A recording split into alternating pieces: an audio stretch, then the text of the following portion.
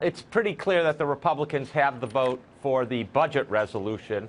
But remember, this is a resolution, and what it does is empowers them to have a piece of legislation, a bill, that can then be passed with 50 votes. That's the key element. They don't need the 60 votes for for overcoming a filibuster. But a bill created by a budget resolution can only deal with those parts of the Affordable Care Act that deal with the budget, that increase revenue or spending, and there's lots in the Affordable Care Act that doesn't do any of that. And the resolution doesn't repeal, actually, the Affordable Care Act. It simply gives Congress the power to do that in a future piece of legislation. Okay, so Zeke, I know that you've talked openly and publicly about your anxieties about what may happen once Obamacare is repealed.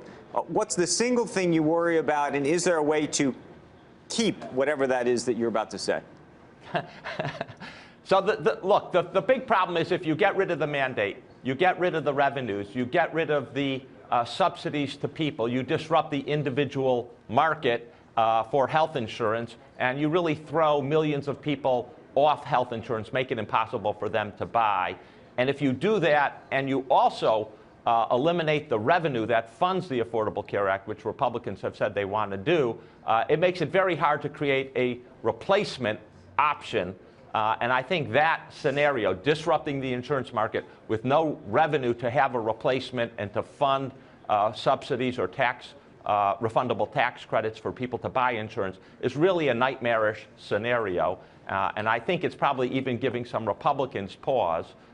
So I think that's the single biggest fear. We have a Republican on the Senate who's making faces. Jason, why? What's I'm making faces because I have to sign the front side of paychecks, and all I know is over the last 3 years, our insurance premiums have gone up on average about 20% a year, and what Mr. Emanuel calls revenues, I call taxes. And what we call, greater access to health care also includes much greater premiums for people that already had health care. So, I'm sympathetic to obviously wanting more people to have health care, but by the same token, I think there has to be a recognition of what's gone wrong as well. I mean, I think there are good things that came about here. Right. I don't have a question. So can I respond to that in two ways? First of all, I've always said that the Affordable Care Act is not a perfect bill. I don't think anyone thinks it's a perfect bill. There's always reforms to be had.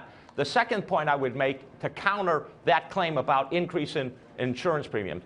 During the Bush administration, insurance premiums for employed people went up 80%.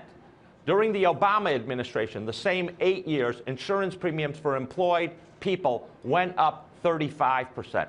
While they went up much less. And so the notion from a CEO saying, oh, healthcare inflation has gone very bad under Obamacare is simply false. No, actually, it belies my experience, sir. That's all I can say. The data are the data. Your experience is selective because you don't remember back 15 years ago under President Bush, where insurance premiums were going up at double digits every year, which they have not gone up under President Obama. That's just the data. There's no arguing about the data.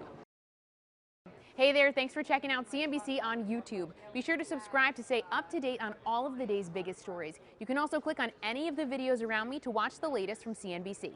Thanks for watching.